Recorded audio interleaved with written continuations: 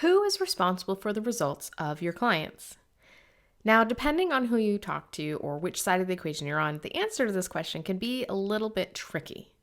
For instance, a client hiring you is going to obviously assume that you are responsible for getting them results. On the other hand, if you're a service provider, unless you are offering a very white glove, done for you service where you are really doing everything soup to nuts, chances are you're going to have input and feedback or input and actions that need to be taken by your client in order to create results. Therefore, you can't be held completely responsible for what happens during that engagement. So I like to simplify things and consider myself responsible to my clients, but not necessarily for them. For example, I will always do the best that I can to create the deliverables and the outcome that they want. However, if a client isn't showing up for calls, they're not doing their homework, and they're not holding up their end of the deal, then I can't really be held responsible for their lack of results. So how do you balance this equation and make sure that both you and your clients are satisfied with the results that are being created? I'm going to give you 3 steps. The first step is to only work with clients that you know you can help. I know this one sounds like a no-brainer, but consider this. You're in negotiations with a client a potential client, and you have put together a package that you know would be great for them, and they balk at the price or they balk at some of the deliverables that you've included, and they ask for you to negotiate something a little bit less. Now, it's very tempting to do so and say, yes, I can absolutely do that and negotiate a lower price, a smaller package, whatever. But what if you know doing so is not going to get them the results that they want? You find yourself in a little bit of a conundrum, because now you don't want to say no to them because you feel like you're saying no to money. However, you also know that in hiring you, they're not going to get the actual outcome that they want. So it is your responsibility to only work with clients that you know you can help, even if that means saying no to certain prospects. That might be a lot of fun to work with. And yes, you can help in some areas, but you know you're not going to be able to get the results with the limitations that they're putting on you.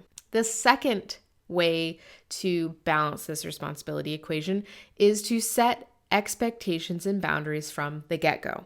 Now, expectations and boundaries actually start before the engagement begins, in how you're scheduling your consultations, in the way you're structuring your consultations, in the way that you're proposing the project, whether you're sending a email that has a list of deliverables that you talked about, or if you're putting together a formal proposal and or a contract. Setting these expectations is very, very important, because you are only working with the information that you have right now in talking to your client. And inevitably, as you go deeper into that work with your client, they might need or ask for different things. So that's why it's important that you set the expectations from the get-go of what you're going to be delivering, and then your boundaries for how that's going to be delivered and what happens if they need to add something to the package. Now, again, another little caveat here. Sometimes you will find that your client is picturing something different in their head and than what you're talking about. And what happens is there's a disconnect between communication, and this is where expectations can get very tricky. For example, if your client isn't familiar with the terms copywriting and copy editing, they might think that you're going to write all of their copy versus only editing the copy that they write. So those kinds of expectations are very easy to get misconstrued if you're using words that the client might not be familiar with. So it's very, very important that you listen to what the client is asking for and making sure that you're using their terms when you're setting those expectations. Otherwise, you might find yourself in a situation where You two agreed to what you thought was the same thing, but they see it very, very differently. So this is why when setting expectations about how you're going to work and what the deliverables and outcomes are going to be working with a client, that you make sure that you go through a few renditions of it and have them reflect back to you in some way that they understand and that they know what they're getting, so that you don't end up with problems down the road. Now, if you're finding that a lot of your engagements end up going out of scope, or you end up over delivering so much more than you originally set out to, then you might need to revisit your preliminary onboarding practices and make sure that these expectations are being set properly and that you are really listening to the client and not only, fitting them into your set packages that you have. The third method is to ask for feedback and take it into account. Now, feedback is a double-edged sword. On one hand, feels fantastic to get testimonials, and on the other hand, it can feel like a little knife in the gut when someone points out a flaw or something that you could have done better. If you are a over-delivering perfectionist like me, it really hurts, though it is very, very necessary in order for you to grow. So you might ask for feedback at different points during your client journey or at the very end, but either way, give an opportunity for your clients to give very honest, objective feedback and don't take it to heart.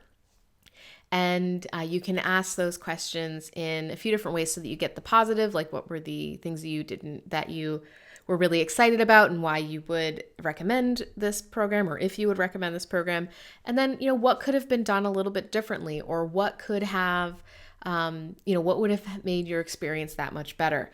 And those are the kinds of things that'll show you where in your process you could make improvements, or pieces of content that you could add, maybe in an evergreen format, so that the clients that you have going forward benefit from that feedback and you consistently are upping your game and growing. So the moral of the story here is that you are responsible to your clients to get them the results that they're providing, that they are expecting you to, they are paying you for. However, you are not responsible for them, as in if they're not holding up their end of the deal, then you can't obviously guarantee that they're going to get the results that they are hiring you for. So play with that equation and see how it fits for you and where you can improve your processes and how you work, so that you both feel like you are equally responsible and collaborating in getting the results that they want.